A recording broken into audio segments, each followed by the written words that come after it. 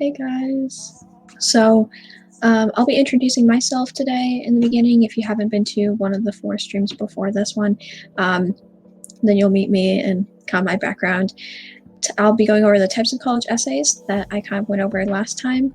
The 2019-2020 essay prompts, my essay, my Common App, my /coalition /main personal statement or essay that I used for my applications, some essay tips, and I'll again be going over some of my essays just to give an idea of what to do, and then interview questions, like essay tips, kind of getting into this. So the types of essays is the main thing I want, topic for today, just because college essays are a huge part of your application, and I don't think a lot of people understand that, because we often look at numerical data like test scores and GPA, class rank, and we think that all those things are what's superior. But if you have all those things in your essays and your recommendations and those kind of written explanations of who you aren't really top notch, then your chances very much go to the bottom. So these are the types of essays primarily that you'll see. So you have your main essay, or your personal statement or personal essay. This is the one that you'd use for the coalition and common apps. This is one that is your general essay for colleges. I'll be talking about the prompts in the next couple slides, but you don't have to do one of those. So some students have a background, identity, interest, or talent that is so meaningful they believe their application would be incomplete without it. If this sounds like you, then please share your story. 2, the lessons we take from obstacles we encounter can be fundamental to later success. Recount a time when you faced a challenge, setback, or failure. How did it affect you, and what did you learn from the experience? 3, reflect on a time when you questioned or challenged a belief or idea. What prompted your thinking? What was the outcome? 4, describe a problem you've solved or a problem you'd like to solve. It can be an intellectual challenge, a research query, an ethical dilemma, anything that is of personal importance, no matter the scale. Explain its significance to you and what steps you took or could be taken to identify a solution. 5, discuss an accomplishment, event, or realization that sparked a period of personal growth and a new understanding of yourself or others. 6, describe a topic, idea, or concept you find so engaging that it makes you lose all track of time. Why does it captivate you? What or who do you turn to when you want to learn more? And then this is the one most people do, and I'll explain why I'm partial to this. So 7 is share an essay on any topic of your choice. It can be one that you've already written, one that responds to a different prompt, or one of your own design. So the reason I would suggest doing your own, not only the fact that 25%, which is the majority of students, pick this one prompt, because number one, you can include all of these things, little bits of each of these prompts in your essay. I think a main reason why I did this instead of picking one of these essay prompts is because when you pick one of these essay prompts, sometimes you start making it more of a DBQ essay instead of a personal essay. You start making it you have to hit all of these, points, what questions did they ask? Okay, I talked about that. Okay, I talked about that. I talked about that. I still need to talk about this. And it becomes less flowy and becomes more you're doing an academic essay and you're trying to hit all the points. So you want this essay to really reflect who you are. It's one of the only personal chances that you get in college applications. Most things are numbers. And so your name, your face isn't really attached. But this is a point where you get to reflect on experience about yourself and share it with that college and why it's important to you. So that's why I say kind of sharing some sort of story is the best way to go about this, I would think. And from what I've read from other students as well, if you look up people that got into Harvard and things like that, they usually do share an essay of a topic of your choice, and they describe something about themselves. And it's usually the minimum is 2 under engineering or as a math major. So I was in STEM, and I went to programming competitions, and I taught the guys actually how to program. But time after time, I would go to competitions and I would be asked, so the guys help you code, right? So there's guys that taught you how to do this, right? And it was one of those moments where I was I don't even know how to respond to that. I can't even understand someone's asking me that. Went to academic competitions, and the Florida one is at Disney. And we got asked, because we were an all-female team, if we prefer Minnie over Mickey. No. It was just happenstance that our team was just all girls. That's just how it worked out. But what my essay was trying to show, more so than anything, was yes, I'm a girl. Like, yes, I'm going into STEM. Yes, I've had to deal with people saying this to me. These two events were actually back to back. I got asked if I prefer Minnie over Mickey, and then the very next day I got asked, so the guys help me code, right? So when these things happen like that, I was like, this is weird. Like, so other girls must go through this. So I talked about my personal experience. I did the choose a topic of your own, but I tied in some of the other aspects, more of the Common App stuff, where I kind of said, like, you know, this is moments where people doubted me and it made me realize this, and kind of what I learned from that experience and what I said moving forward, how I reacted, how I treated the people next to me at those competitions, how I treated the people that interviewed me, like never being rude, but like when they said, so the guys help you code, right? I was like, actually, I really wanted to be like, hey, actually, I'm the president of this club. I teach them how to code. But I just said, you know what? We help them too, because they help us, we help them. And then kind of just you reflect on what you learned. And I kind of talked about how that insecurity is there for women in STEM and that gender gap. And I just talked about my experience, what I learned from it, and what I want to take away from that moving forward. So that was what my main Common App one was. The reason I say also do an essay on, you know, topic of your own is because, say Jimmy chose what's the hardest part of being a teenager, and he said the stress. It's so stressful. What's the best part? I get to hang out with friends, whatever. I'm just picking like easy things right now. But then you go and do the same thing. But when you pick something that's a story from your life, you know, a topic of your own, no one is going to have the same experience that I did. No one is going to have the same reflection on the same events that I did. So same thing with you. Something that you went through, even if it's something personal and someone else may have went through something similar, they didn't go through that exact same scenario. They didn't have those exact same feelings, those exact same, like, you know, outcome. So that's why I think it's best to kind of do something that's your own. I wouldn't make it a sob story though, completely. If you're talking about something that's really personal, you have to have that ending that's like, but I learned this, rather than just like, boo-hoo, I'm sad. But yeah, no one's gonna have the same experience as you.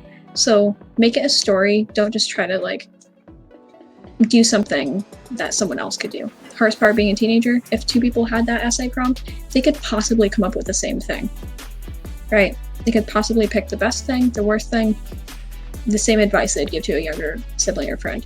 But no two people are going to have this exact same like personal experience. So that's why I say that. Okay, I'm going to post this as a question. So, let's see. If my essay is unsatisfactory, will they not accept it even if I have a good grade and score? So if your essay isn't like is okay, that's different. You want it to at least be like okay. It doesn't have to be the best thing in the world. You're not an English major. You're not like to come out with your English degree. That's fine. Run it through Grammarly. Run it through those things, because just side note, like if there's like a grammatical mistake in it that looks bad and that takes 2 seconds to fix, like if you just ran it through a program. But if you had good grades, good scores, everything, and your essay wasn't good, then there's a good chance that they may not accept you for that.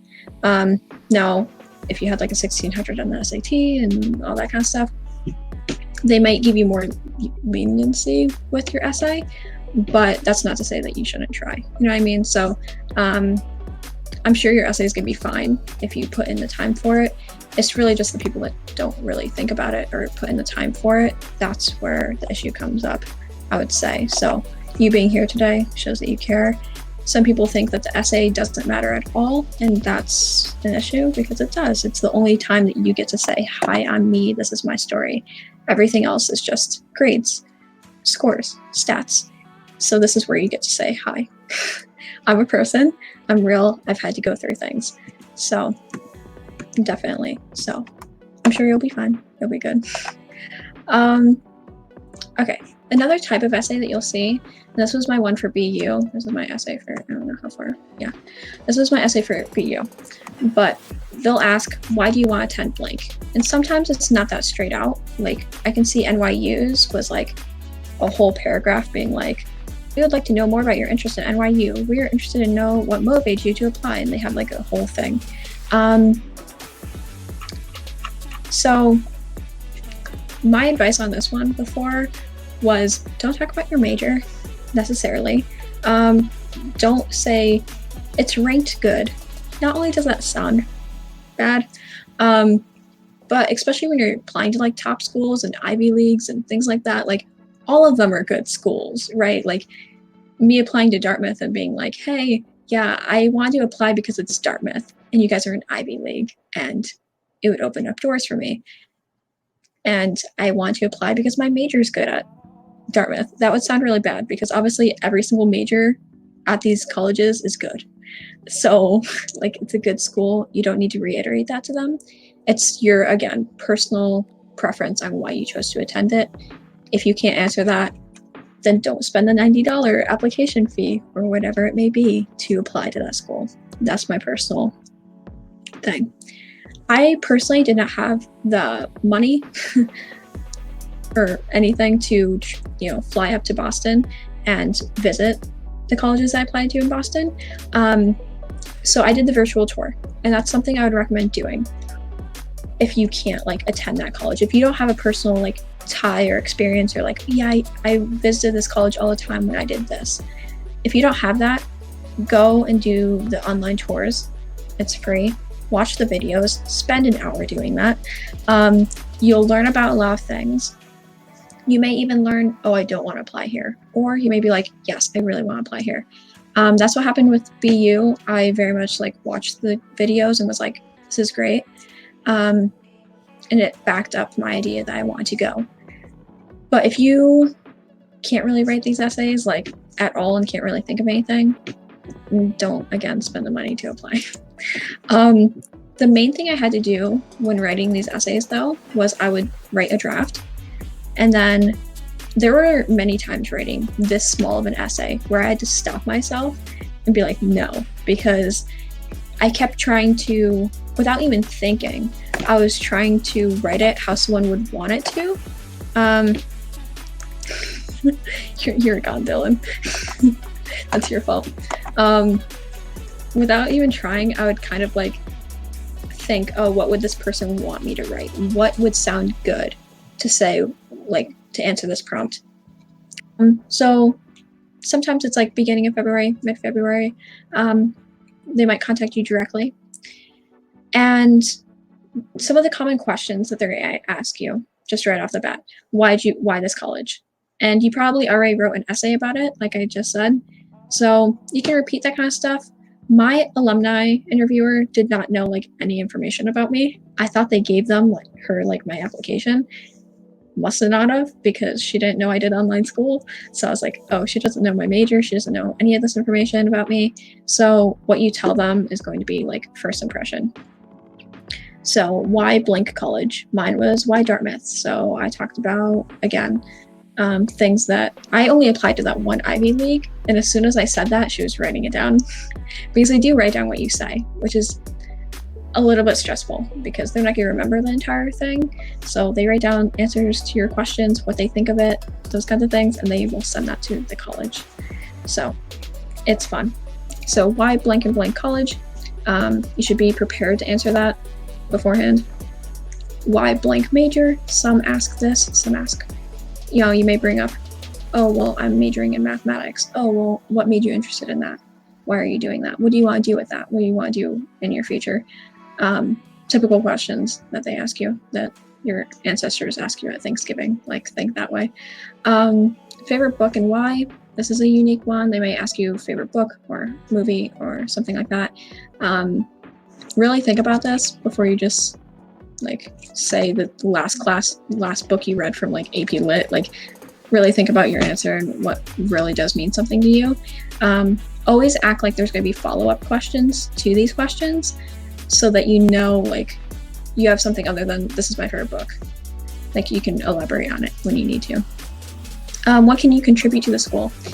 Schools are accepting you because they think that you would make a good alumnus. So that's really why they're accepting you. Like if you get into Harvard, it's because they think that you'll go and do something great and say, oh, hey, I went to Harvard, by the way. My college education was at Harvard. They're someone that goes there. If you can't go out of state, do the virtual college tour. Like still look up the college, still look up what their resources are. It's fine if you can't take a cross-country trip. And some people I know like in middle of senior year, were like taking like 2 weeks to like fly across like the country and go to different colleges. I don't know how. I could never, but if you can do that, great. If you can't, virtual tours are a thing. They do that for you. So look at what's important to you. Majors, minors, certificates, other opportunities. They're going to say a lot of stats, especially before like the class gets in. Like I toured UF after I got in and they said, who got in? We raised our hands and they're like, all right, you guys can go tour the school. Like we didn't have to sit through the freshman presentation of like, these are the like stats that you need. But if you didn't get in yet, like look at those stats, look at the graduation rate, employment rates, look at the latest incoming freshman class. They will usually do a profile of the previous class that got admitted, saying this was, the average SAT scores, this is the average ACT score, this is how much financial aid they got. They usually have a whole presentation or at least a couple slides in their presentation about what their financial aid looks like for students. What kind of student they want. They'll talk about that. They'll talk about how good their financial, or well, not bad, but how adequately their financial aid department helps their students. And then all those like statistics and things like that. So a lot of times it's all in things that students don't say either, because it's good that a student is doing your tour because they're going to give you the most honest feedback. I would go on a tour of a school and people would be like, hey, this dining hall or this dorm, like, don't really mess with it. Don't do that. Because it's a student, they're going to give you that honest advice that you can't really get from like if you ask the staff a question. Not saying don't ask questions, but for me personally, I did typically like take notes, take all of the packets, all of the flyers, all of the everything that they give you, because you forget while you're doing that tour, like things that you see, things that happen, opportunities. Oh, they have a really good like research program and I want to get involved with that. You're going to forget that by the time you leave. So take notes. You don't need like a 6-subject notebook to take notes, but just a piece of paper. Write down those key things that they say, those key takeaways. They're important to you. Some colleges I applied to had the admission counselors like there. Like I toured Florida Tech, and I don't know what to really call them. I have it labeled as lectures on here, but they're not really like lectures, but more like programs on your particular college, like the College of Business, College of Liberal Arts and Sciences, College of Arts, College of Journalism and Communications over here. So go to those. My college allowed you to go to 2 of them, which I think is actually quite beneficial. You get to go to your major one, and you may have a desire to go to a different one that's like something that you're thinking about minoring in or getting a certificate in or something like that. So it allows you to kind of like feel around, or if you're unsure about your major, by the way, like go exploratory, go undecided, go undeclared, whatever it may be called at that college. Don't be afraid of that. You can change your major at orientation. I changed my major at orientation. Don't be too concerned on your major. you should be given the opportunity to also go to lectures on extra opportunities. My school had ones on research, study abroad. They had one on specifically pre-health, which I obviously didn't go to. I'm not pre-health. And then like people that didn't really know what they wanted to major in, they were kind of confused. They had sessions on all of those kinds of things, and you got to pick which one you wanted to go to. I did like research and study abroad, but it's all up to you. So usually you'll have those extra opportunities to learn more about the school and what they offer.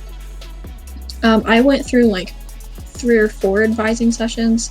This probably won't be the same at every college, but you will typically get your walk out with your schedule in hand and get like your college ID and all that fun stuff that you gotta go and take your photo for.